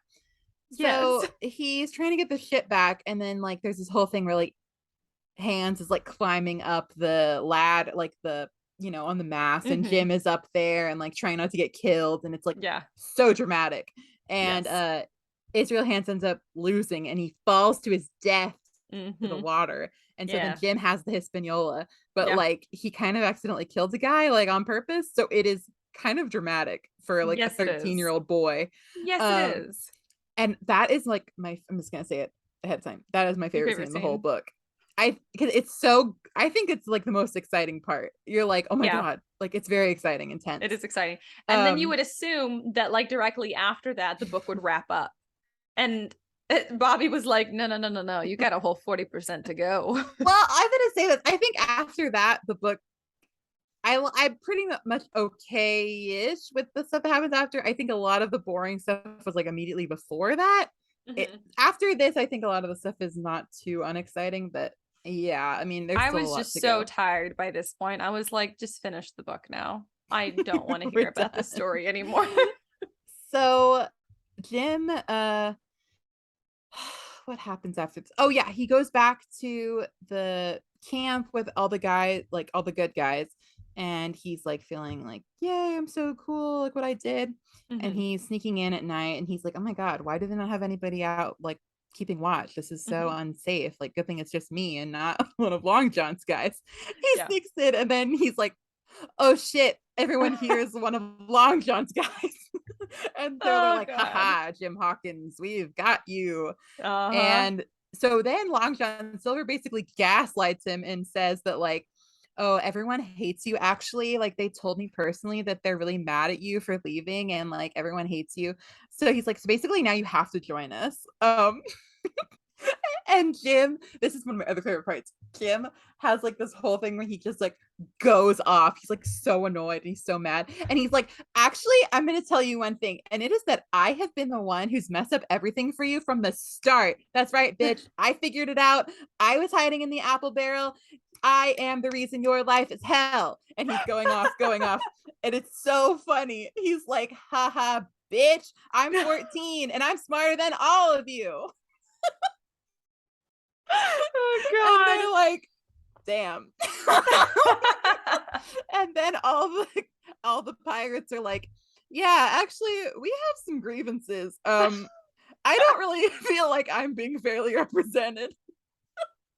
I don't feel like I'm being fairly compensated. Yeah, and so all the pirates are mad at Long John Silver because things have gone bad. And they've lost a lot of men and stuff. And this 14-year-old has taken them for everything they've got, every chance he can.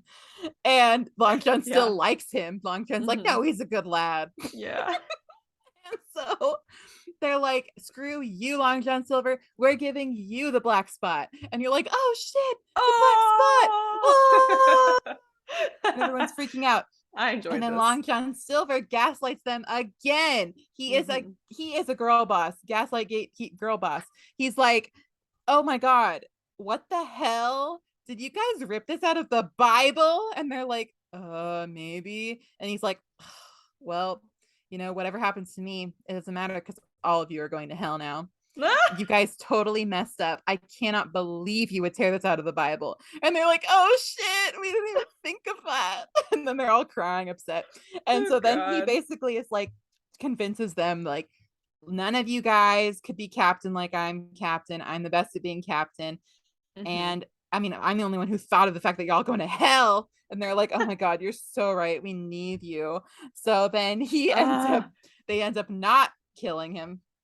But he knows everything's rocky. So he like is like, so hey Jim, here's what I'm thinking. You and me, we're besties, right? Like I feel like we're besties. I feel like we've been vibing. How's about we help each other out. I don't kill you, I don't let them kill you, and you don't let them kill me, and then you tell everybody that I'm actually a cool guy so that I don't get hung. And Jim's like, screw you, but okay. And so they're kind of vibing, but it's basically just Jim's so mad, like he's not having any of it. And then like I forgot what happens, but basically the good guys kind of know what's going on. But because Jim sneaks out and tells them, and he's like, this part is so sad to me. He's like, hey, Captain Smollett, Dr. Livesey, besties. Sorry I left. I was trying to be cool and adventurous and get the shit back. I love what you guys are doing. I'm all about the British, you know, yay, Britain. I'm not a pirate. So anyway, I just wanted to let you know that I'm still on your side, but if they torture me, I very well might tell them everything, and I am so sorry. I am 14. So anyway, I just wanted to tell you really quick. I have to go back before they kill me, so I'm gonna go back. But that's what's going on. And they're like, oh my God. Like, what are we gonna tell his mom? I need you to rewrite this whole book for me. Like exactly. Actually, I need you to give me like an audiobook version of this, but where you narrate it in that vein. I mean, is that not what happened? It is what happened, but I would enjoy this book so much more if Bobby had recognized that that's what happened. Oh God. Oh, by the way, I have to give a shout out to baby Grayson and my sister because hi, me. Every time they do that, they get mad if by they I mean my sister, but she says it's Grayson, but my sister gets mad if I don't do a shout out. So shout out to my darlings. Love y'all. Okay, hello, babies. So so anyway, then everyone is going, like all the pirates. And by the way, there's only like 6 pirates left now because everyone's dead because there's been so much going on. Everyone's getting killed and all this. So the pirates who are left they have the map and they're going to get Flint's treasure. They're like, we are doing it. We are not going to stop. So they go and they find like this creepy skeleton guy who's like laid out, like pointing the way to the treasure, which is so creepy. So creepy. And I love that shit. Like that is some good pirate shit Robert thought It of. is some good And pirate shit. so then they're all kind of getting a little freaked out because they're very superstitious, as we've seen already. And everyone's like, oh God, like remember that guy? We used to like hang out with him. Like everyone's freaking out. They're like, okay, like I guess we'll just get our treasure. And it's like 700,000 pounds is what they keep saying, which is a lot of money for like 1780, you know, especially. So so they're going probably earlier than that, actually. What am I talking about? Earlier than that, but no, I don't even remember. Yeah, probably earlier. So they're going, and they get to the place where the treasure is, and there's no treasure. And so everyone's like, what the hell? Long John Silver, how could you do this to us? And Long John Silver's like, ooh, whoops, Jim, we're in trouble. And so everybody is freaking out. They're like, where's the freaking treasure? Long John kills like 3 of the guys, and Jim's freaking out, and basically everything, they end up escaping. But what they found out was that Ben Gunn had already taken the treasure, because he's been on the island for 3 years. So he already moved the treasure and found it and everything. And so he moved it to a new place like months before they even got to Treasure Island, which is so awesome. So Long John has like kind of already made that deal with Jim, you know, and everybody. So he's kind of like under their protection now. So they're gonna like, you know, not lie, but they're gonna kind of try and give him like the benefit of the doubt. So he's hanging out with them, and these other 3 guys are just like roaming around the island. And so the good guys all take the treasure back to the Hispaniola, and then they maroon the other pirates on the island. They're like, bye. We left some stuff for y'all. Hope you don't die. But also serves you right because you're pirates. Yes. So they leave. Then they end up going like taking like a pit stop somewhere in the Caribbean. And when they get back, Long John is gone. He left. And so everyone's like, okay, well, back to England. So they all go back to England and they get some of the treasure. And Jim is like, yep. And I will never go back to Treasure Island because I have nightmares about it every night. Okay, the end. He's like traumatized for life. The end. And that's the end of the book. That book was so much longer than it needed to be. It's not even like a super long book, but I was like, this book is twice as long as it needs to be. And we didn't get to see hardly any emotional processing from Jim until the very end, when it's like, and then he had nightmares for the rest of his life. And you're like, oh my God. But I'll say this, I even find that lame. I was just telling Haley this before we started, but I am annoyed by the fact that like Jim and everybody else is such a square. I'm like, okay, the fact that pirates are like taking over the ship is actually so cool. And I know that you guys are the good guys, it's but because like, they were British.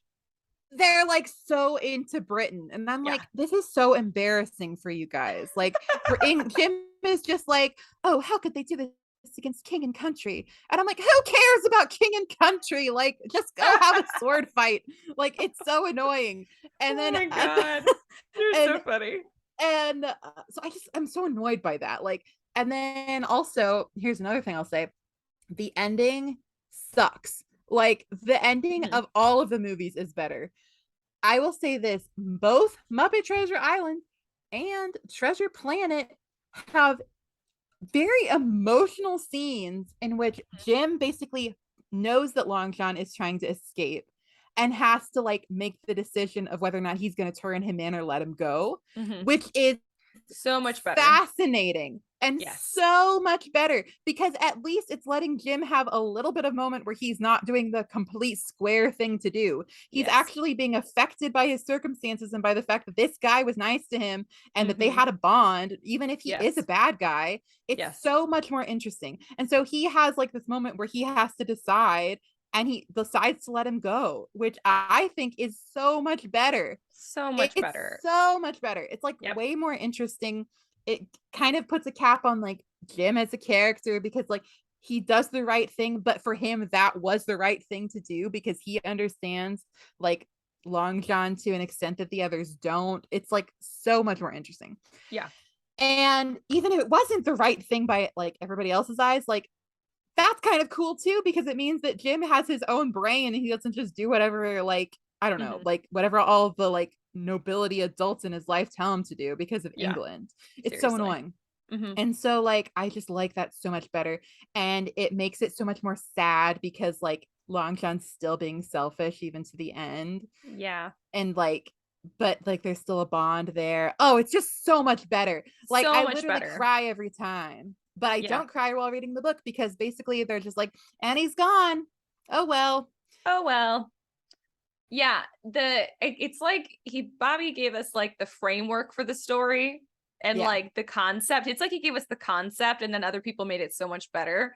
But Yeah. this book itself, I just did not, it's like there was just no emotional engagement Yes. at Yes, all. I completely agree. Oh, and one more thing.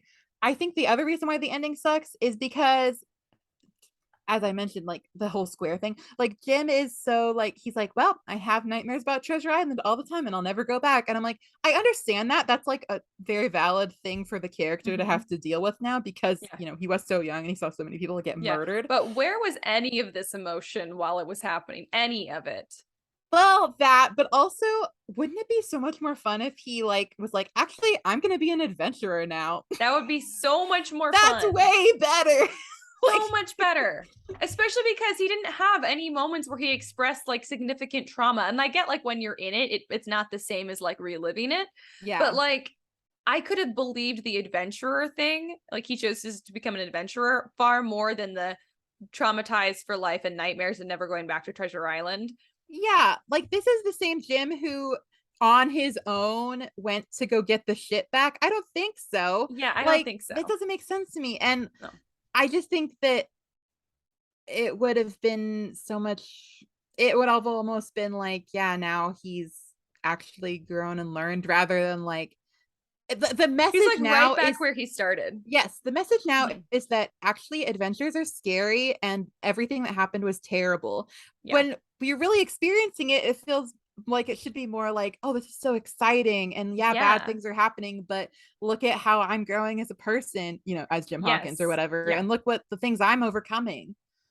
You know what I mean? Yeah. Yeah. No, it's exactly. There was like I think also just no character development.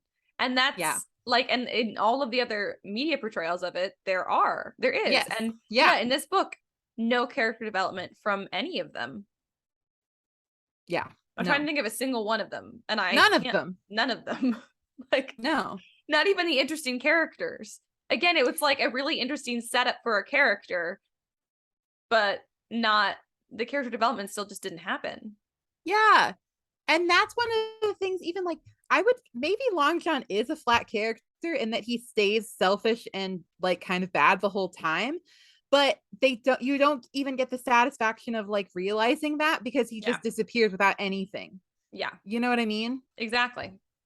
Yeah, I totally agree. Well, what was your favorite and least favorite part? Your favorite part, I'm assuming, was the fight that Jim The had fight with on his the real hands. with his real hands. Yeah. So good. And then the subsequent part right after that when he tells everyone off. Yeah, Those are that my was favorite good. parts. What about your least favorite part? My least favorite part is the ending. Yeah. Makes me mad. Let's see. I'm trying to think. My least favorite part. Well, my favorite part was when the book was over because I was like real done with it. Least favorite part. I said just a concept, maybe the lack of character development. I think it would have made this book and the length. I felt like it did not need to be this long. I agree. The stuff on like it should have been like stuff happens on the ship island in the last quarter of the book, not the last half of the book. And then it would have been way better, plus character development, and this book would have made a world of difference. So more like Yeah. concepts than like actual scenes. Parts. Yeah. Yeah, because it just made like a scene that it made scenes that should have been really interesting very dull. And I was like, I'm mad because you've taken such a good idea and then performed it so poorly.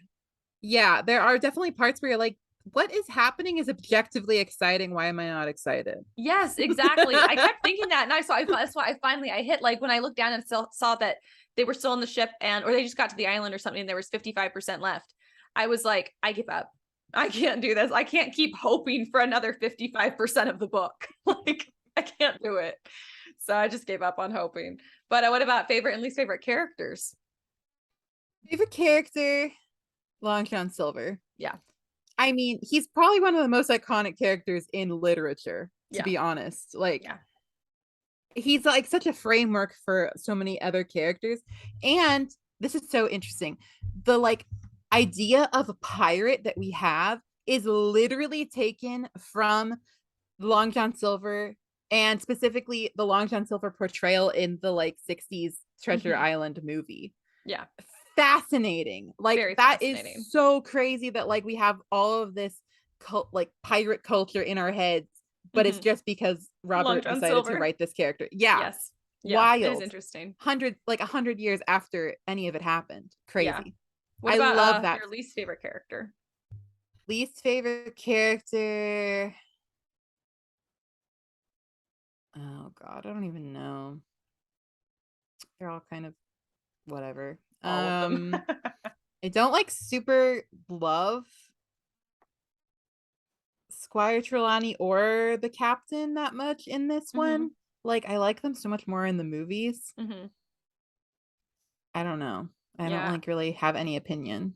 I think favorite character, probably Long John Silver, an honorable mention for Billy Bones. I felt like he was very interesting. And we got to see him being, I feel like he was more emotional than like all the other characters because we got to see him like really boisterous and excited and then really scared. And I was like, okay, Yeah. you know, he was more engaged with life than the rest of them. So honorable mention for Billy Bones. But yeah, Long John Silver was just iconic.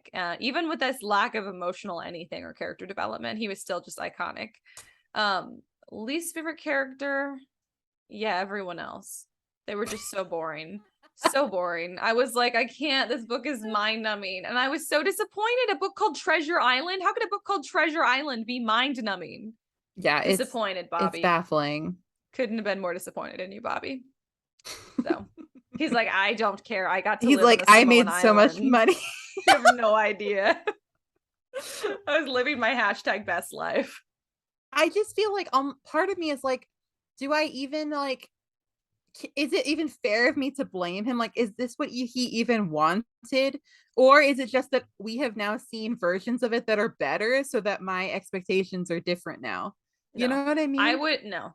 Because I'm not a pirate girly, so I'm not coming, and I haven't seen all the same media stuff. I watched Treasure Planet once, so I'm not coming into it Yeah, with the same type of stuff. I guess so. Like I'm going into it and was really hoping for the best, and because a book called Treasure Island, and was so disappointed because of the lack of character development and emotional engagement, There's and just not a also lot. so long.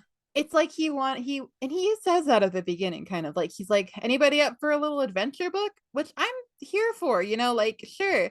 But I think it's because if there was yeah, it's just like because there's so clearly potential for things to go differently Yeah, or to delve deeper at deeper. all, it becomes Yes. disappointing that it's Yeah. just an adventure book and there's nothing really there. Nothing else. There was like, yeah, it wasn't. Ugh. I just was not, I just did not enjoy this book like at all. What about favorite quotes? um one of my favorites is uh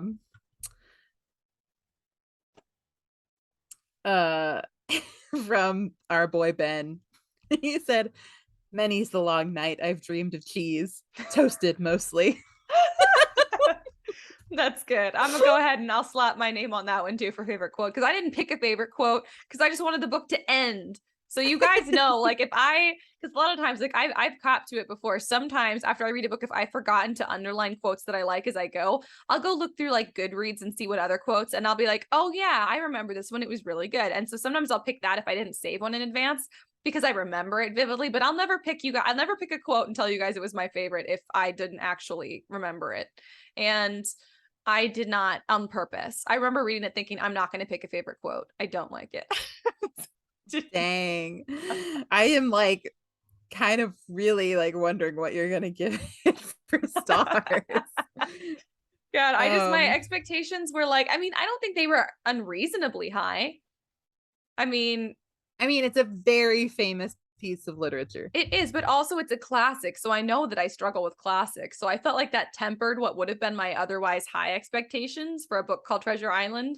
Like I was also like, okay, it is a classic. So it'll be like a little more challenging. And then it was just so dull. But on that note, I guess, what did we learn from this book? I think we learned that Don't trust the really charismatic one-legged pirate man. So true. If always heed warnings from the weird sailor guy who lives at your family's inn. Yes, guys, heed those warnings. Heed those warnings. Oh my god, you guys, how many times do you have to say it? Oh my god, heed the warnings. We also learned pirate it's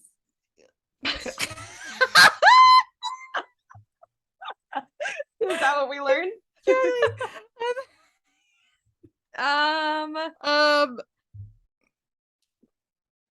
I just feel like a lot of the messages I don't even agree with. Yeah, I feel like I did not learn anything from this book. Yeah, I got nothing. I'm very disappointed in this book.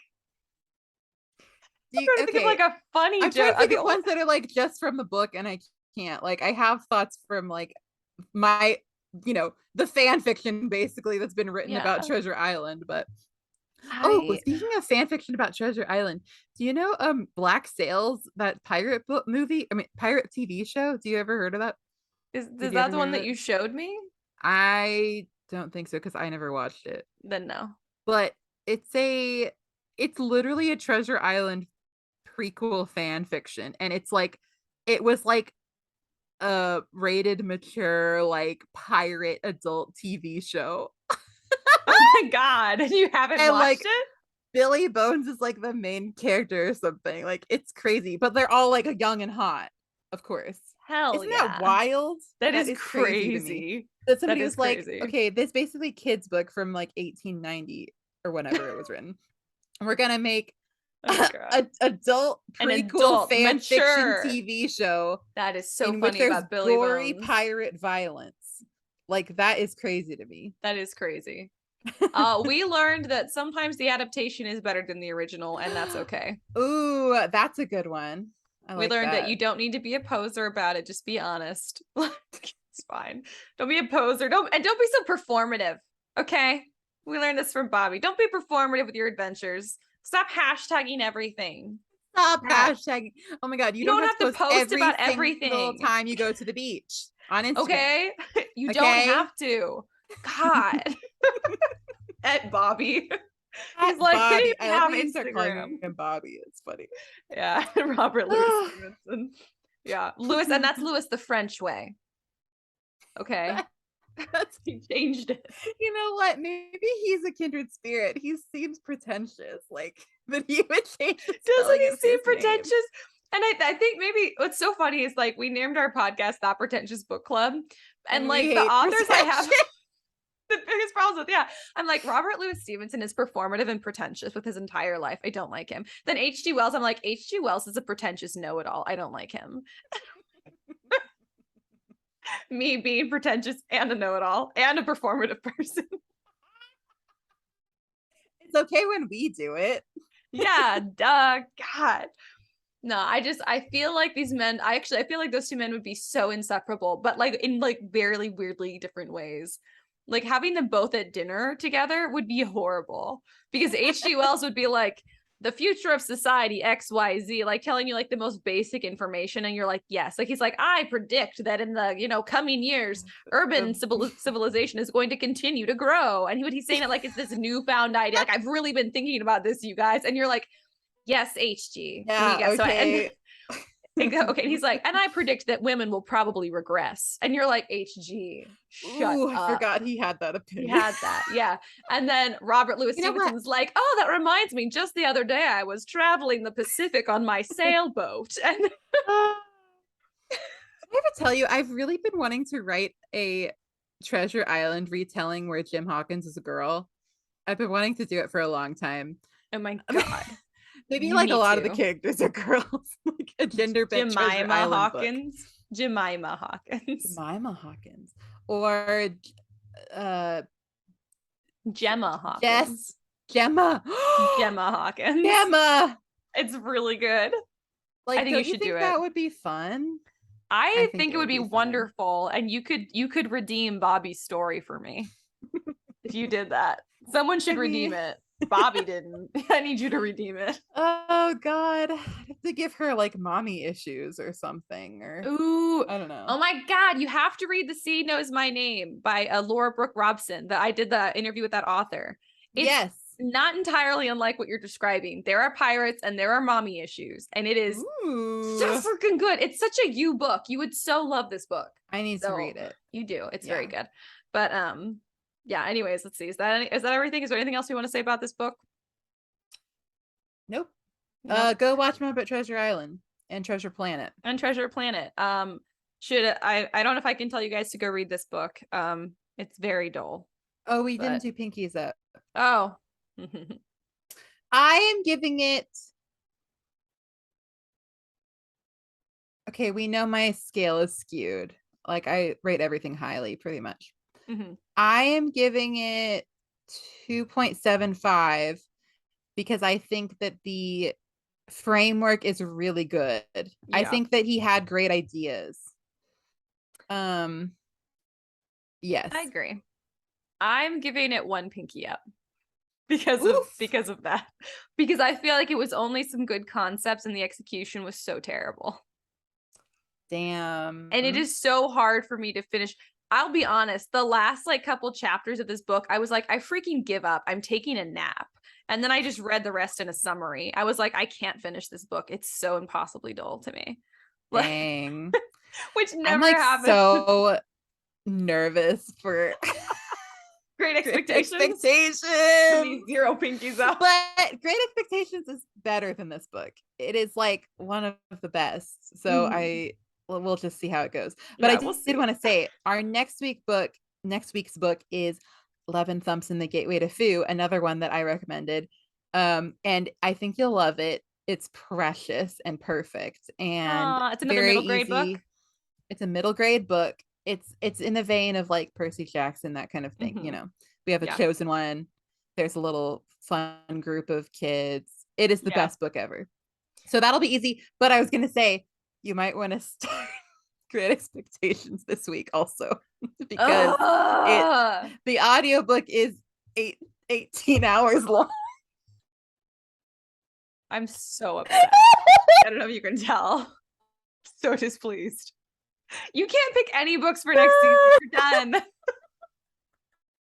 Oh my God. Listen, this was the amount of shit I put up with you talking bad about my boy. This was deserved. All right, but it might not change my mind at all. You understand. This might only make it worse.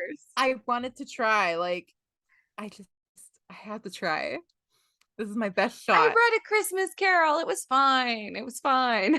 It's like a novella. It hardly counts. You know? I know. It's what I liked about it. I liked how short it was. And you liked it fine. Yeah. So that's why I was like, okay, let's see. Well, I'm glad we have. I could have picked David Copperfield. You could have. David Copperfield is like 40 hours long. I'm really grateful you didn't do that to me. I would feel like that was a personal attack. So I'm grateful. Yeah, it would have literally been a personal attack. If I see it next season, I'm gonna be like, oh, I screwed up. What did I do to piss her off? I know you'd hate it, so I'm not gonna do that. I appreciate that. Well, okay, so next week is gonna be 11 Thumps in the Gateway to Foo by Obert Sky. And I am actually excited that we're doing a middle grade one the week before Great Expectations, so at least I'll be able to get through the first one very quickly. I think after this, we only have one more middle grade book for the rest of the season. So this has been a very middle grade heavy season, but we're almost done. And then we're doing spoiler Charlie and the Chocolate Factory later this season, which was a book rec from one of our listeners. So yay, I'm so excited for that. So that's going to be good. But you guys, we're more than halfway through this season also, so that's exciting. We only have, let me see. We have next week, including next week, we have 1, 2, 3, 4, 5, 6, 7, 8, 9 episodes left for this season. So, ow. Yeah.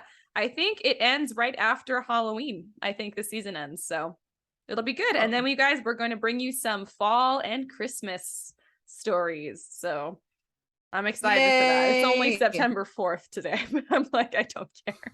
I'm ready for Christmas. Me too. It'll be good. Anyways, if you guys want to keep up with us during the week, you can do that. You guys can follow us on Instagram and TikTok. We are That Pretentious Book Club. If you guys have book recs that you want us to think about adding next season, or books you just want to talk to us about, you guys can email us at contact@storysirenstudio.com or message us on social media. StorySirenStudio.com is also our website. It's our production company where you can go to see like really cool merch from the pod. There's bookish merch, there's pod merch, there's the Story Siren Studio merch, all kinds of good stuff and more info about the pod there. But yeah, if there's anything that you guys want to see from us in the episodes, you want us to add or to stop doing, or, you know, I can't imagine what you would want us to stop doing because our episodes are objectively perfect. But if you're some strange outlier, we still want to hear from you. Don't worry.